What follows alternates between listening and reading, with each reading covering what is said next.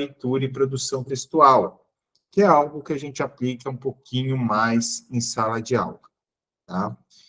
E aí eu vou falar uma coisa para vocês, né? O que a gente tem e por que isso é importante? Às vezes a gente vai falar ali de educação infantil.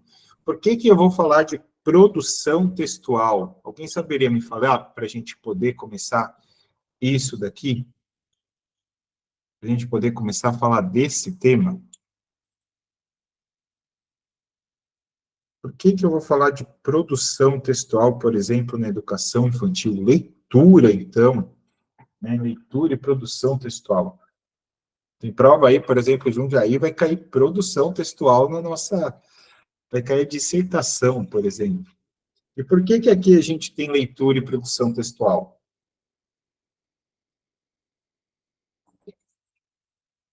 Vamos lá. Vamos pegar a continuidade do que eu falei lá para vocês, que a gente fez uma breve reflexão, né? Qual foi a reflexão que a gente fez, né?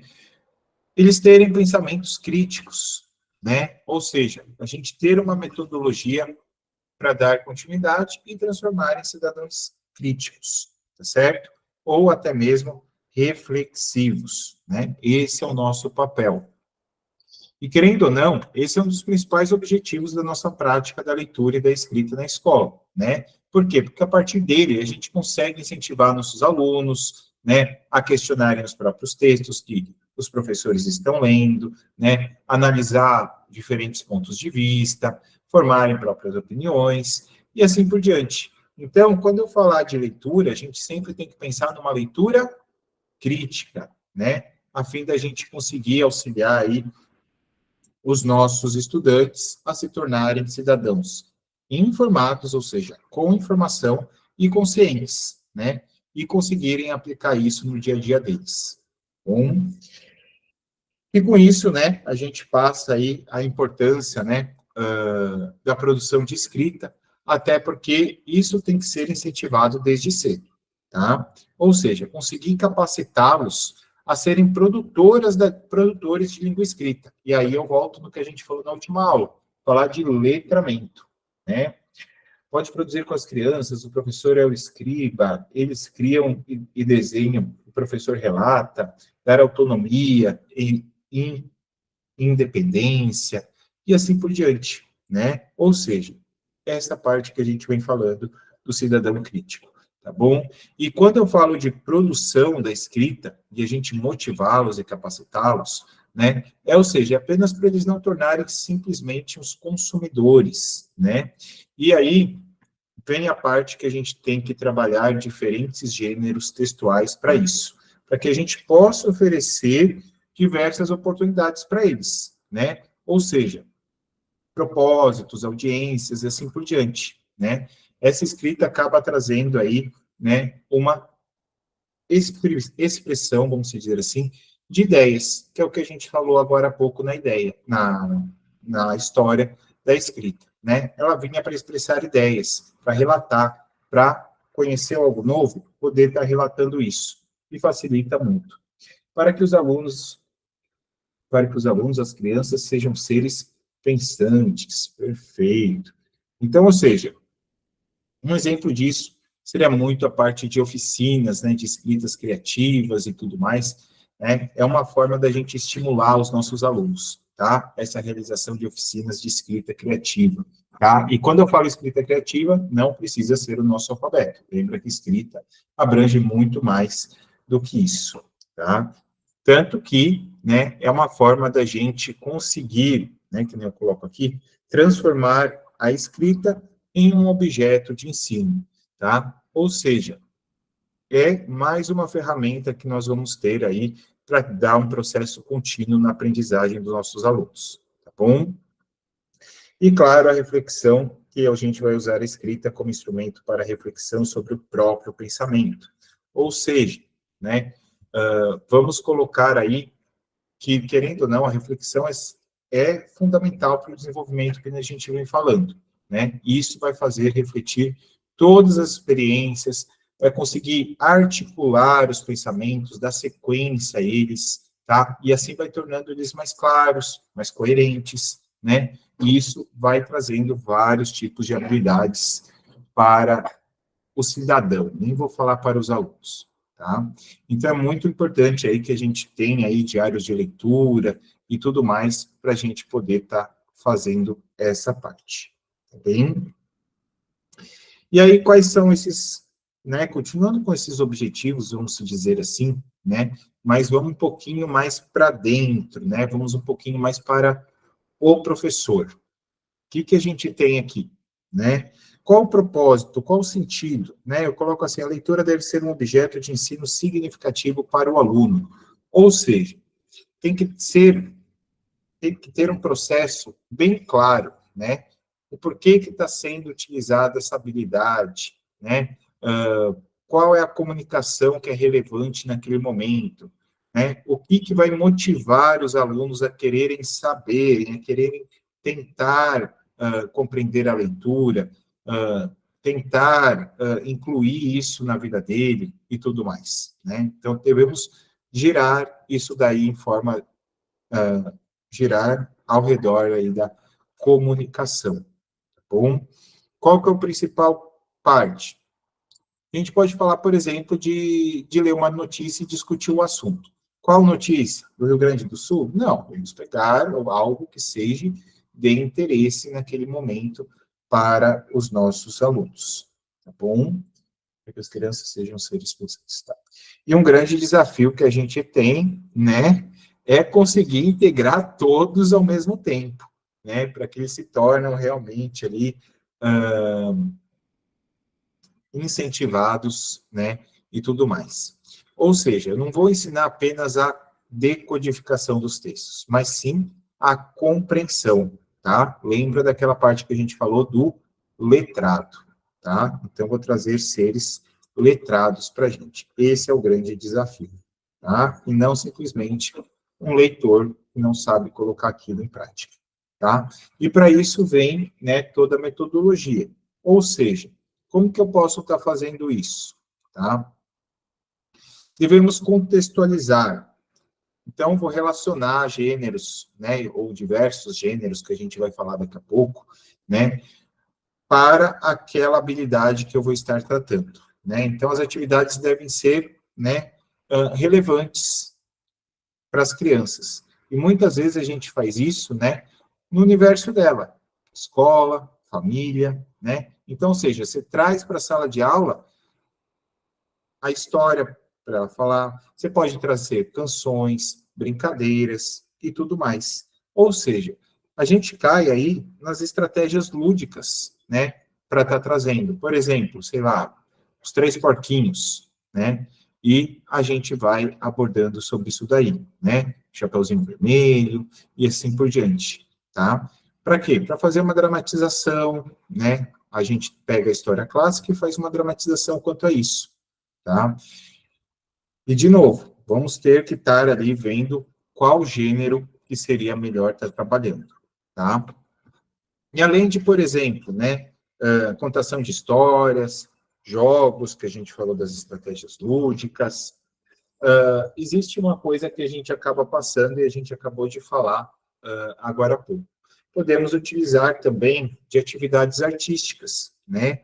Querendo ou não, elas acabam transformando todo o aprendizado e a experiência que se traz para o papel também, né? E assim a gente vai trazendo essa assimilação de conteúdos, né, de uma maneira tranquila, de uma maneira natural e até divertida para eles. E esse que é a nossa importância, tá bom? E aqui o equilíbrio de gêneros. O que vem ser esses gêneros, professor? São os gêneros discursivos, né? Que eu vou estar mostrando ali um pouquinho para vocês agora, tá? E já caíram em 3 perguntas.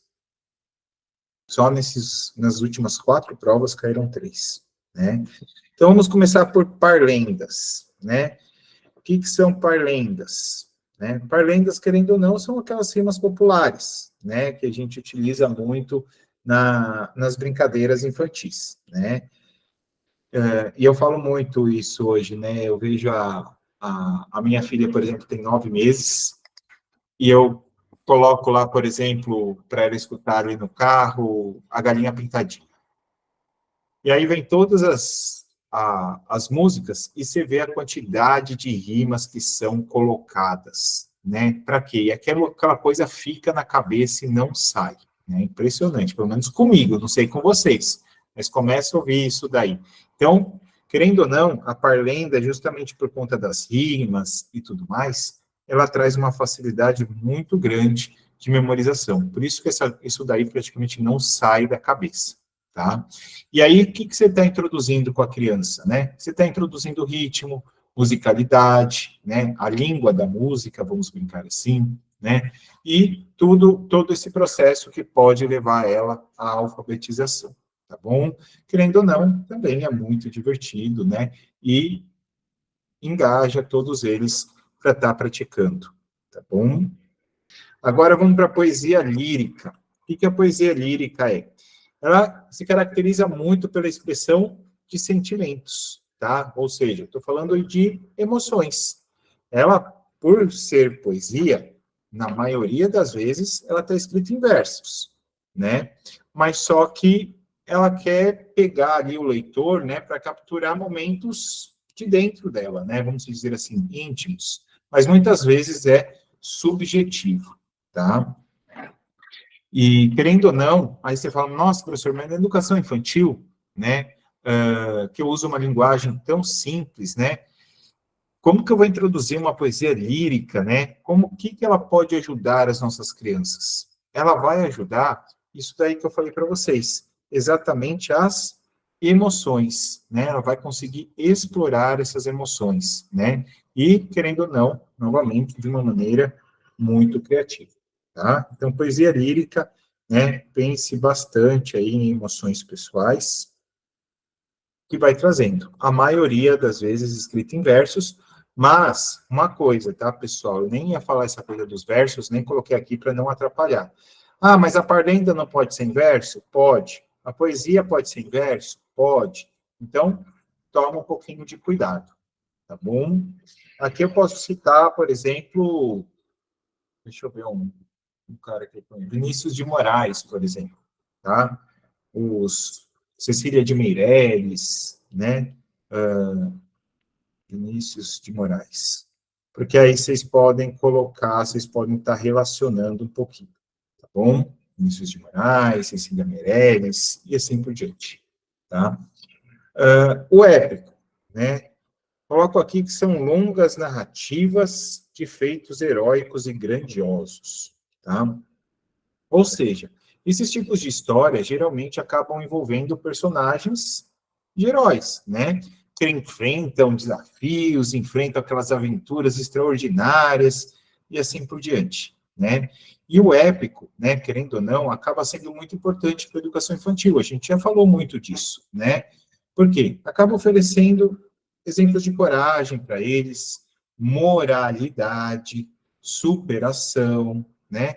Então, ou seja, por mais que elas sejam às vezes complexas, muitas vezes longas, né? Mas a gente pode muitas vezes no meio desse conto, né? Desse conto não, né? Desse gênero, colocar para a criança refletindo e ver qual decisão ela tomaria, o porquê dessa decisão e assim por diante, tá bom? Então a parte aqui do épico vamos ficar bem aqui em longos narrativos e feitos heróicos, tá bom? Vocês têm ideia, uma parte épica que eu lembro é só do Homero, tá? Eu só lembro do Ilíada do Homero. Não consigo nem pensar em outro aqui neste momento. Agora, as crônicas, né? Aí mais conhecidas e tudo mais, são textos curtos e que relatam acontecimentos do dia a dia, tá? Sempre de forma reflexiva e leve, tá? Então, ela é leviana, vamos dizer assim. Ela é de uma forma leve, tá? Então, captura o momento do dia a dia, né? Proporciona uma visão crítica, às vezes até humorística, tá? Às vezes traz até humor ali da realidade, tá? Isso daí a gente pode usar, sim, na nossa sala de aula, justamente para que a gente consiga observar, né, pegar o cotidiano e fazer essa observação, né, e, consequentemente, uma reflexão, tá bom? Estou querendo lembrar o rapaz que escreveu as crônicas, e eu não consigo lembrar de quem eu queria, só consigo lembrar do Rubem Braga.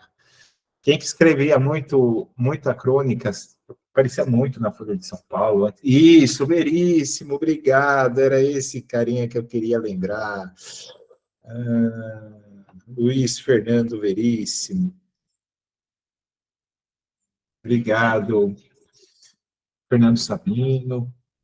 Boa. Então, vejam que se, né, muitas vezes ele pode colocar ali para a gente na prova um texto, né, um gênero textual, e muitas vezes, se ele colocar o autor, pelo autor você já consegue ter uma imensa ideia do que está se trazendo, tá? Então, crônica, textos curtos. Estou entrando praticamente no português, né, mas falando na parte pedagógica aqui, né? O conto, né, que nem estava falando agora há pouco, querendo ou não, é uma narrativa, né? Você vai narrar algo, né? Mas que é breve. Você já narra breve, né? Possui poucos personagens, é um enredo mais conciso, né? Traz ideias para a gente poder trabalhar com as crianças e, né, por ser pequeno, facilita muito. E a gente tem essa possibilidade, né, de abordar uma variedade de tema em pouco tempo, né? Então, ele vai estimular muito a imaginação, a criatividade e assim por diante. Só que, dependendo dos contos, né, que a gente pode pegar, isso se torna bem complexo. Devemos tomar cuidado só o conto que a gente vai pegar, tá? Um exemplo de conto, né, a gente tem diversos aí, eu estou com fábula já na cabeça, mas é uma história bem breve, né? Já a fábula, só para ficar bem claro, também são narrativas curtas, né? Entretanto, as fábulas envolvem bastante o quê? Personagens, envolvem animais, né? Trazem uma... Machado de Assis tem alguns contos. É que eu ia falar os contos de Machado de Assis, ele veio na minha cabeça, né? Os contos de Machado de Assis. Mas eu fiquei com medo da gente relacionar com Dom Casmurro e tudo mais. Mas o Machado de Assis nos contos é muito bacana, tá? E quando eu falo ficcional, né, de trazer essa ficção, é que ele deixa aquela interrogação no final, né? De tipo, o que será que aconteceu, né? E assim por diante. Bom, então as fábulas também vêm com narrativas curtas, tá? Mas só que envolvendo aí já animais, personagens, tá? É de maneira mais indireta e ao mesmo tempo envolvente, tá? A fábula eu acredito que é o que a gente mais utiliza, tá? Porque querendo ou não, ela traz, né, mensagens importantes, né? Vamos dizer assim, de lições de morais, igual eu coloco aqui, né, de forma lúdica, né, e que vai fazer a criança estar se lembrando dela, né, porque tal personagem fez tal coisa, e assim por diante, tá? Então, aqui pode envolver personagens também, né, mas principalmente animais, como é o caso, por exemplo, de uma fábula lá da, da cigarra e da formiga, a cigarra e a formiga, né, não é a formiga e a cigarra, né? Na cigarra e a formiga, por exemplo, que ensina muito o quê? Do trabalho de preparação e tudo mais, tá? Aí temos também a sátira, né? Ou seja, isso daqui é totalmente visando o humor, né? A gente brinca muito, nossa, que sarcástico, né? E tudo mais. É exatamente isso, né? Ele vai trazer a parte humorística, que eu não coloquei, texto que expressa, tá aqui sim, expressam humor, que vão ser a sátira, tá? E assim a gente fala dos gêneros textuais, tá bom? E aí a gente consegue ver que eles têm uma utilidade muito grande, tá? Por quê? Porque, querendo ou não, né, eles informam, né, a comunidade e tudo mais. E aí estamos falando desde roteiros, desde campanhas, indicações e assim por diante, né? Com o que está acontecendo e passar uma informação clara e tudo mais para que a gente possa refletir sobre isso, tá? Teremos alguns outros gêneros, né? Que a gente poderia estar abordando, mas daqui eu não vou abordar com tanta ênfase, não, tá, gente? Isso daqui eu vou passar rapidinho. São os textos informativos, o de opinião, né? Artigos de opinião, propagandas e ilustração. Isso daqui você vê muito em jornal, né?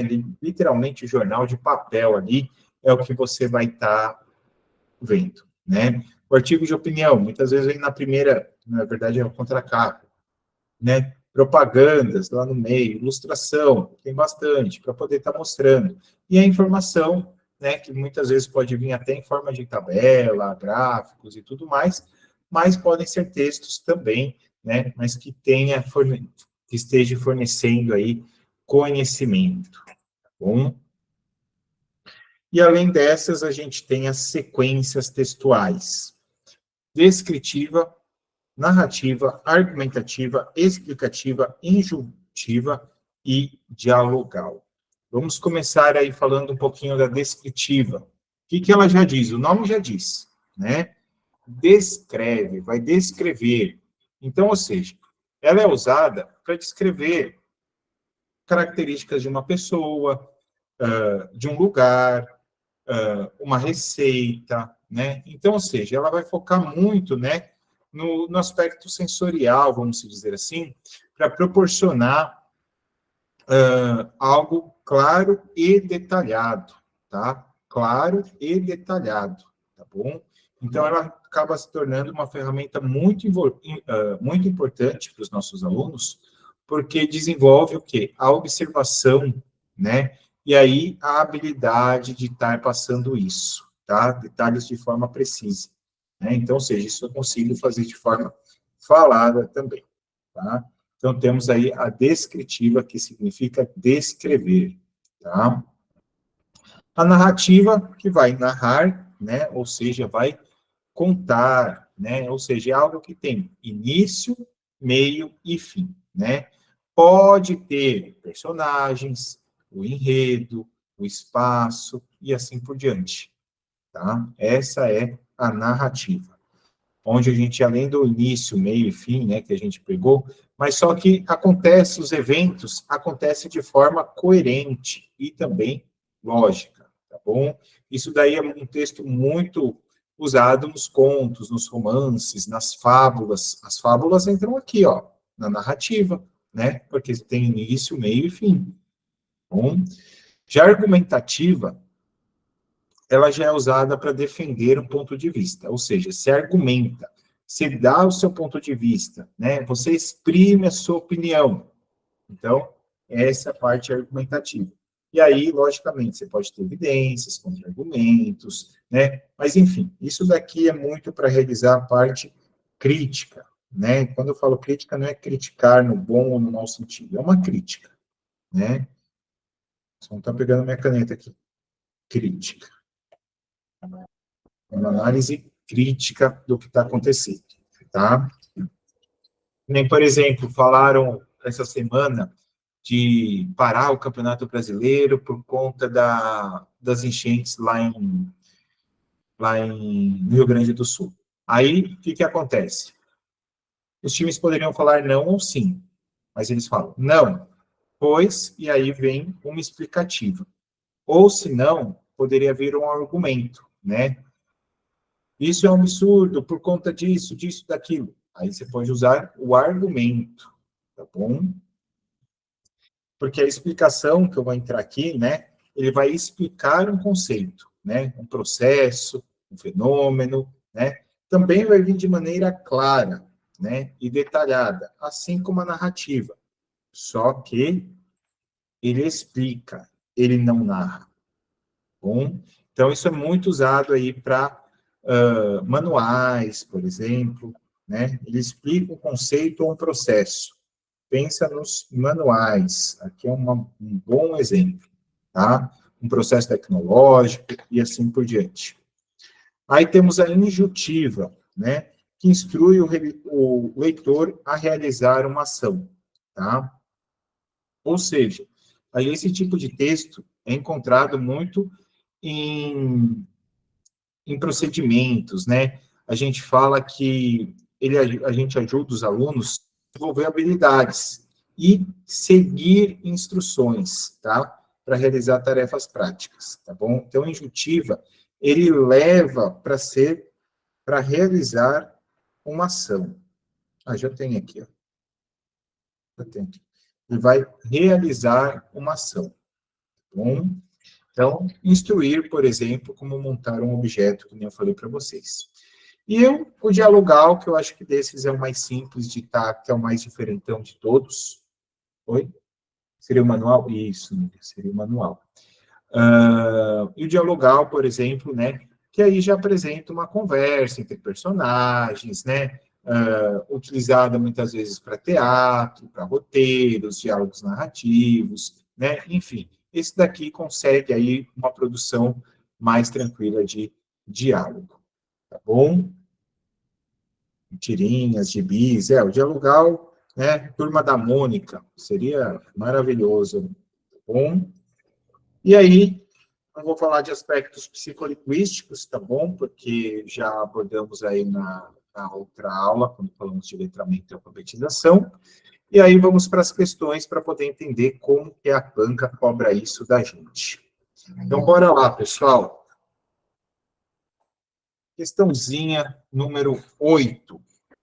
Leia o texto. A casinha da vovó, trançadinha de cipó. Se o café está demorando, com certeza falta pó. Com relação ao estilo, o texto pode ser considerado uma poesia lírica, épico, crônica, conto ou parlenda. Tadã.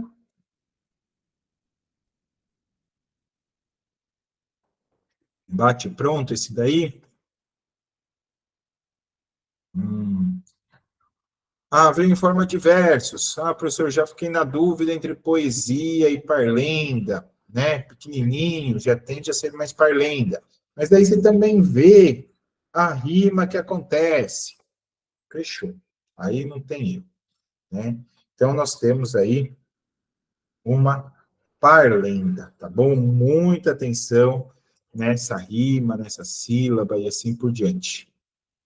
Então, tá aí a questãozinha número 8. Questão 9. Nossa, o tamanho da questão 9. Sobre a utilização de gêneros discursivos na educação infantil, julgue as frases abaixo. As atividades relacionadas aos gêneros discursivos na educação infantil devem ser previamente contextualizadas.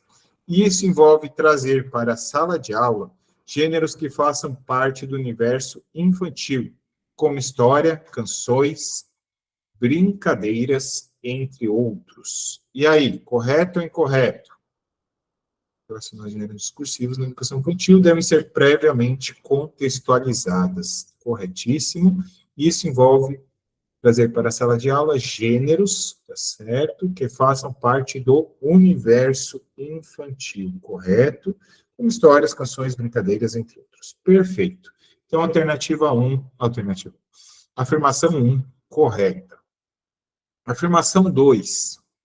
A abordagem de gêneros discursivos na educação infantil frequentemente utiliza estratégias lúdicas para envolver as crianças no processo de aprendizagem. Jogos, dramatizações, contações de histórias e atividades artísticas são frequentemente empregados para tornar o aprendizado mais atraente e eficaz. Bom, a última parte da frase é certeza que está certo. Jogos, dramatizações, contações de história, atividades artísticas são frequentemente empregados para tornar o aprendizado mais atraente e eficaz. Isso está maravilhoso. E o começo?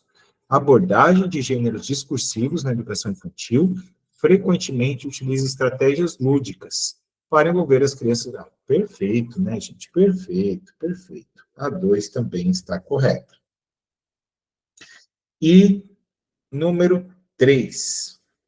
A abordagem de gêneros discursivos na educação infantil reconhece que se deve dar uma maior prioridade aos gêneros escritos, por serem mais importantes para a formação integral do sujeito.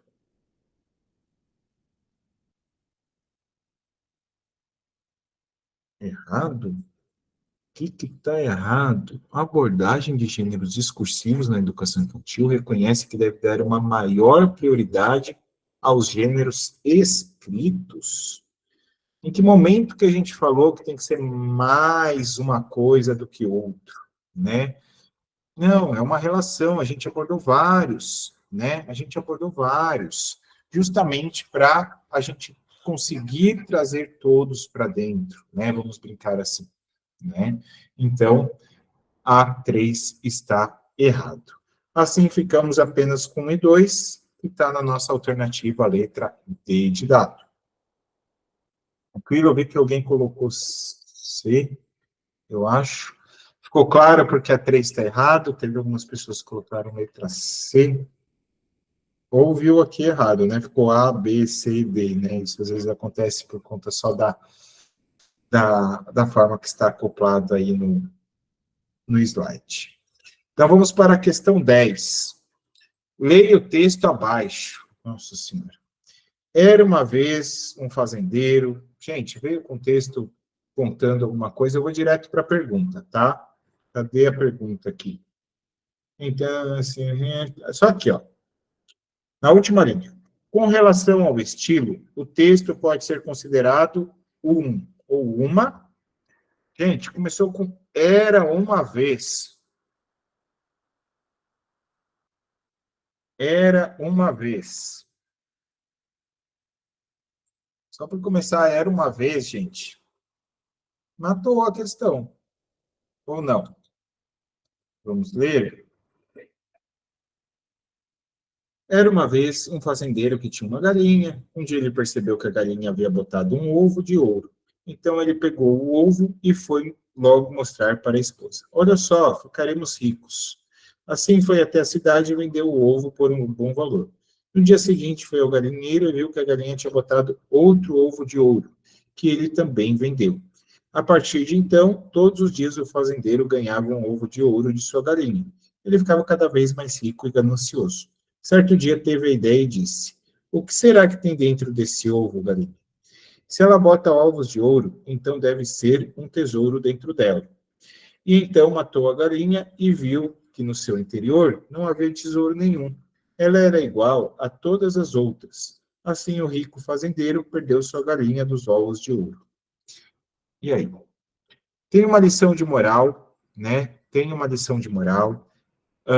Utiliza de personagem, né? De animal e tal, mas, enfim, a ideia é trazer a parte da morte, né? Matar por conta da ganância, né? A grande lição de moral. Portanto, gente, nós temos aí uma fábula, tá? Épico não vai ser, crônica menos ainda, sátira não tem nada que fale ali de, de humor, e parlenda não tem aquela rima que a gente comentou. Exemplos. A crônica é exemplos do cotidiano, tá? É algo que são acontecimentos da vida mesmo, né? Então, ou seja, e muitas vezes pode trazer uma interpretação pessoal, tá? Tanto que a crônica no português, ela é dividida em 4 tipos, tá? Além dos demais, tá? Dentro da crônica pode ter a crônica reflexiva, a crônica de opinião, a crônica social, entre outras, tá? Mas ela vai sempre uma ideia. Por isso que eu falei para vocês do Veríssimo, tá? As crônicas do Veríssimo, que traz muito isso para a gente, tá? Se quiser, dá uma pesquisada aí, Luiz Fernando Veríssimo, né? E pega uma parte dele. Realidade social, no caso, isso pode ser. Mas tem que ser algo aí que traga essa parte do cotidiano, tá bom? Veríssimo tem sido bem citados nos concursos, exatamente. Eu acho que vale a pena, se quiser, dar uma olhada lá no Google, pega uma crônica dele, né, porque eu não vou saber recitar nenhuma aqui, tá? E, ó, gente, eu já tive um professor de português, que o que você pedisse para ele, o cara sabia. Era impressionante. Quer dizer, não foi meu professor, eu trabalhei junto com ele uma vez numa escola chamada Integral. O cara era fenomenal. Então, vamos lá, questãozinha número 11. Com relação à prática da leitura, é incorreto afirmar que. Então, prática da leitura. A leitura é um objeto de ensino na escola, e para que seja um objeto de aprendizagem do aluno, deve ter sentido para ele. E aí? Certo ou errado?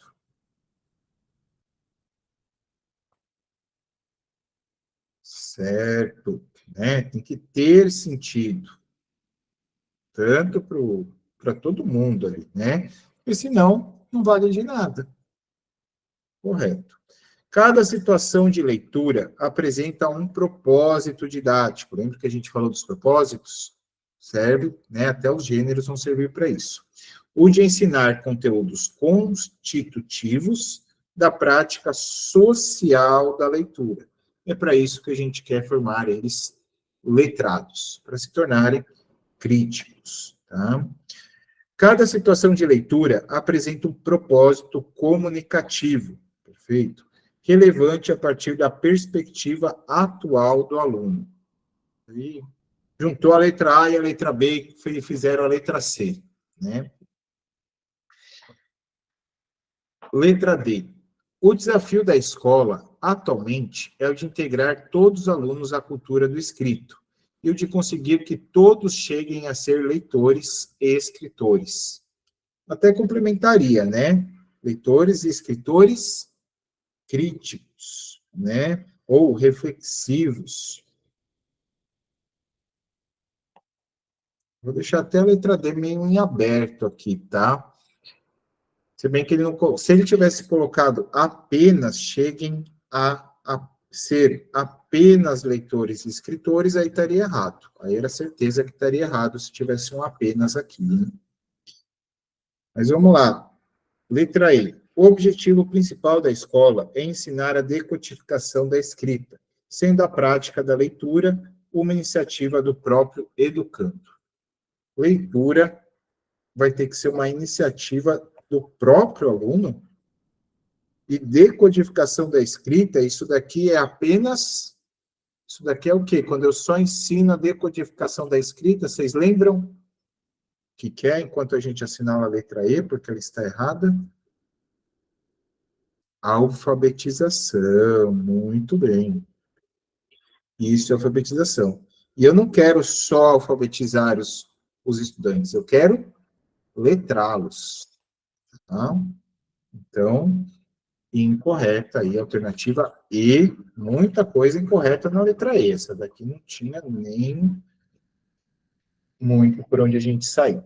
Na questão número 12, as escolas devem buscar alcançar os seguintes objetivos na prática da leitura e da escrita, exceto, de novo, vem trazendo exceto, formar seres humanos críticos. Posso já colocar certinho aqui, pessoal? Vou colocar certinho aqui, que a gente, só para mais repetitivo ainda. Letra B, conseguir que os alunos cheguem a ser produtores de língua escrita, perfeito, consigam produzir, ler e tudo mais, ok. Realizar atividades mecânicas, estimulando a cópia e a memorização. Falamos disso já em outra aula também. Eu lembro que eu até dei o exemplo do inglês para vocês, né? Enfim. Cópia, memorização, atividade mecânica, tudo errado, tudo errado. Fazer com que a escrita deixe de ser na escola somente um objeto de avaliação, para ser realmente um objeto de ensino. Está usando bastante incorreta, né? Tá usando bastante, Brenda. Pelo que eu vi ali em uma das provas, tá 1-2, assim, tipo, quase 1-3. Duas que ele pede correta, uma incorreta. Ou para cada 3 corretas, uma incorreta, sabe? Ou senão ele usa o verdadeiro ou falso, que querendo ou não traz a mesma semelhança, né? Então é uma coisa que a gente tem que ficar muito de olho. A gente já viu em outras questões, né, nas outras aulas, o quanto que ele traz e cada vez ele traz uma palavra, né? Uma hora é certa, outra hora é incorreta, outra hora é a menos, e assim por diante, né? Tem que ficar bem de olho nisso. E letra E, proporcionar a descoberta e a utilização da escrita como instrumento de reflexão sobre o próprio pensamento. Refletindo. Quase que eu assinalei a letra E aqui. Eu falei, ó, tá certa a letra E. Quase que eu assinalei ela também. Então, ela pedia incorreta, letra C. Questão número 13. Vamos lá. Diz assim: em sala de aula, é importante trabalhar mais variados gêneros textuais. Perfeito. No intuito de facilitar tanto o processo de leitura quanto a produção textual pelos alunos. Ok? Ao trabalhar, por exemplo, com jornal impresso ou digital, o professor consegue extrair os mais variados exemplos de gêneros textuais. Até tinha comentado com vocês, né? Nesse contexto, destaque a seguir o tipo de gênero textual que pode ser trabalhado com esses elementos: obituário, roteiro, indicadores e campanhas de informação, de utilidade pública, de opinião, de propaganda ou de ilustração.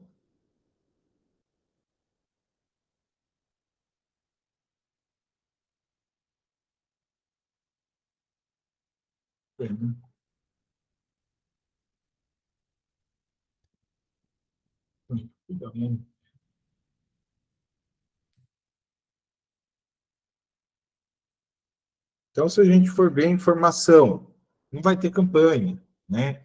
Opinião, o artigo de opinião é argumentativo, né? Propaganda, como que vai ser um roteiro com propaganda, né? Ilustração com indicadores, tem como, né? Até por eliminação, quando você pega todos esses daqui, pelo menos um deles não bate com os outros quatro, tá bom? Logicamente, é de utilidade pública. E claro que eu levei em conta aqui também o jornal. Bom, então, esses elementos são de utilidade pública. Questão 14. Avança, Caçapava. Os gêneros textuais são dinâmicos, ou seja, em um mesmo gênero textual são encontrados diversos tipos textuais, os quais podem pertencer a um ou vários domínios discursivos. Nesse sentido, o professor, ao trabalhar um determinado gênero textual, consegue abordar vários tipos textuais. Observe o exemplo a seguir. Aí tinha esse texto aqui, tá? Que a gente já viu. Ao extrair do exemplo supracitado, a expressão abaixo faz referência a qual tipo textual? Oi, pai, tudo bem? Espero que sim. Por aqui estamos todos muito bem. E assim por diante. Vamos ver do que tratava. Gênero textual, carta pessoal. Então, oi, pai, tudo bem? Espero que sim, por aqui estamos todos muito bem. Hoje está um dia muito feio, o céu está cinza e a garoa não para. Ainda não me acostumei com o clima daqui definitivamente. Ontem eu estava pensando em você e me lembrei daquele dia. Deixa eu aumentar aqui. Ontem eu estava pensando em você e me lembrei daquele dia em que você prometeu vir me visitar no meio do ano. Então, quando você vem? Espero que você possa vir, porque já faz muito tempo que não nos vemos. E o vô também está precisando falar contigo. Você sabe que ele já está com 97 anos e pode nos deixar a qualquer momento. Ah, quando você vier, me faz um favor. Traz uns alfajores aí de Buenos Aires para mim. Um beijo, até breve. E aí? Do que eu estou falando? Eu estou descrevendo, eu estou fazendo uma injunção, uma narrativa, uma dissertação, que tem que ter argumento, ou uma exposição. E aí? O que a gente tem? Essa questão, para mim, tinha que cair em português, sendo bem sincero, tá? Tenho certeza que o Fábio iria explicar melhor do que eu. O que é injunção? O que é injuntiva? A sequência injuntiva é quando instrui o leitor a realizar uma ação, ou até mesmo seguir um procedimento, né? Ou seja, fazer algo. Injuntiva é fazer algo, tá? Injeção, né? Injuntiva é fazer algo, né? Vai levar a ele fazer algo, né? Então, ele instrui, né, de certa forma. Expositivo. Expositivo é de expor, né? Eu vou colocar, né, o que está sendo acontecido e tudo mais. Eu vou expor. Então, vamos lá, né? Vocês notem que é uma pergunta, literalmente, que pode aparecer em português, de verdade, né? E o professor, e o Fábio vai comentar com vocês, acho que é na semana que vem ou na outra, ele vai estar falando com vocês, dia 15, 22, 29, dia 28, eu acho que ele é a próxima aula, viu? Eu acho que ele já vai falar disso daqui com vocês também, mas caiu em pedagogia essa questão. Ele está descrevendo algo, né? Está mostrando, está falando, por exemplo, do alfajor. O alfajor, o alfajor que eu quero é aquele com massa, recheio de doce de leite, ele é coberto inteiramente por chocolate. E isso seria uma descrição. Ele não está descrevendo algo. Então, corta. Letra A, anulada. Injutivo.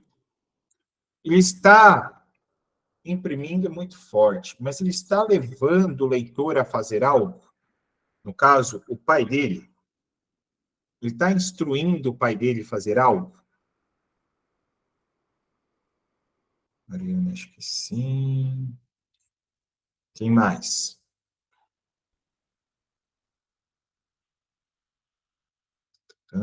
Só uma respostinha. Ele está instruindo o pai a fazer algo. Vir visitá-lo, né? E ele até reforça isso. Ainda traz o alfajor. Ó, o vô vai morrer. Então, de certa forma, ele está instruindo o pai dele a fazer algo. Eu iria, por enquanto, em injuntivo, mas eu vou tentar eliminar as outras para ter certeza disso. Narrativo. Ele está narrando uma história? É uma história com início, meio e fim? É uma história, né, com início, meio e fim?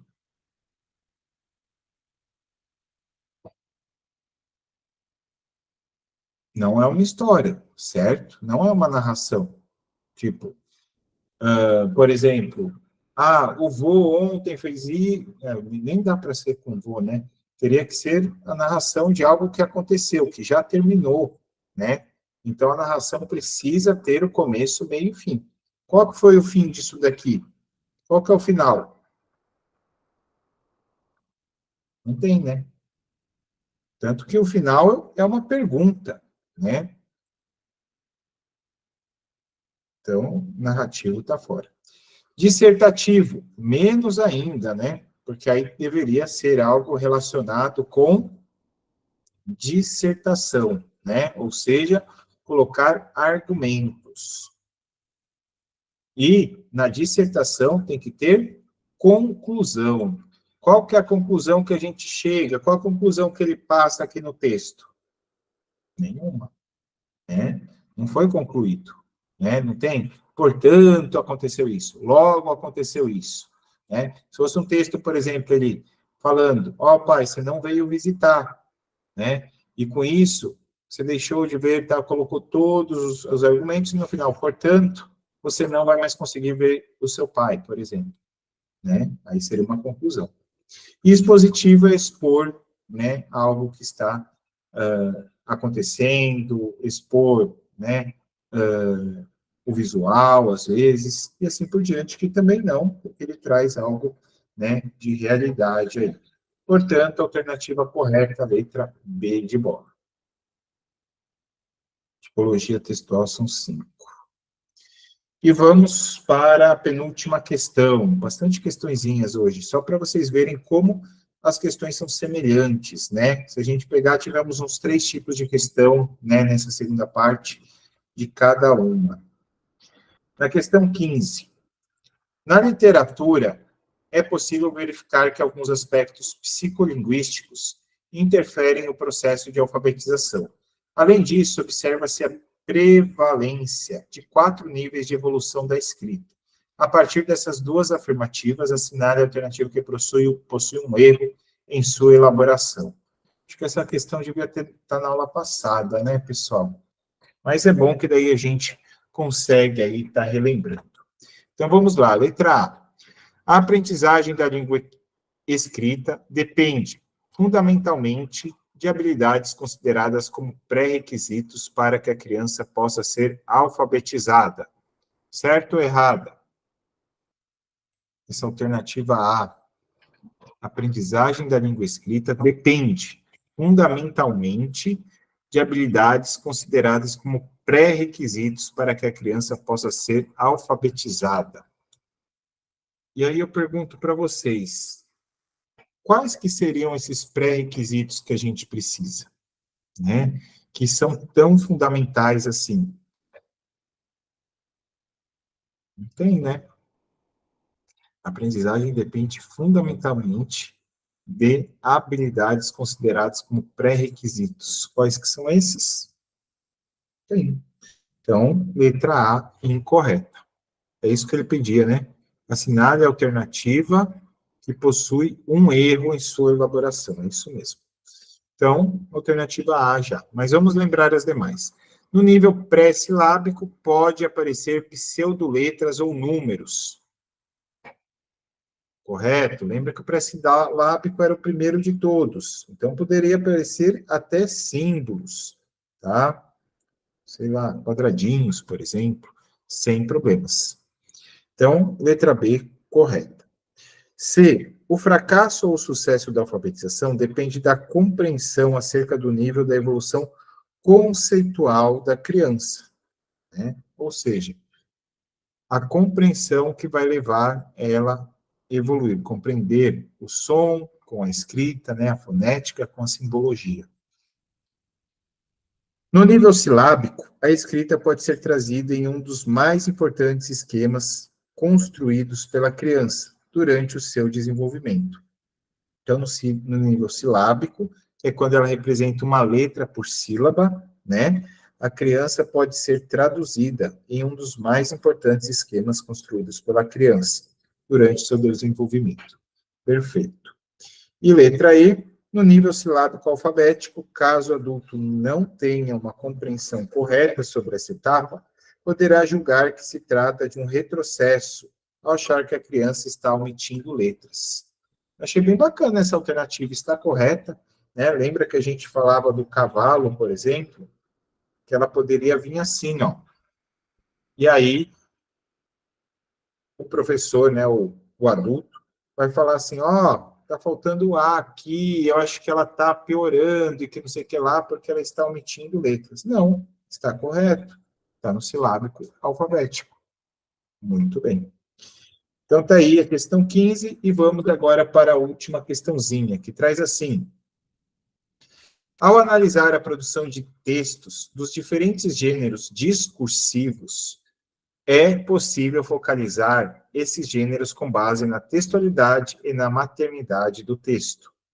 Nesse contexto, observa-se sequências textuais. Vamos entender aqui, sequências textuais.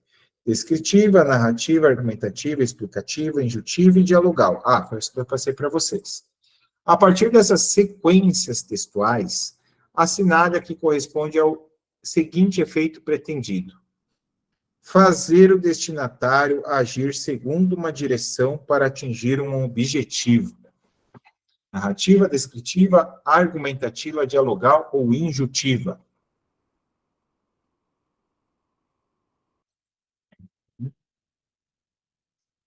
Muito bem. Quando o leitor é colocado para fazer uma ação, né, que é isso que ele me pede, fazer o destinatário agir. Fazer o destinatário agir significa fazer uma ação. E executar uma ação,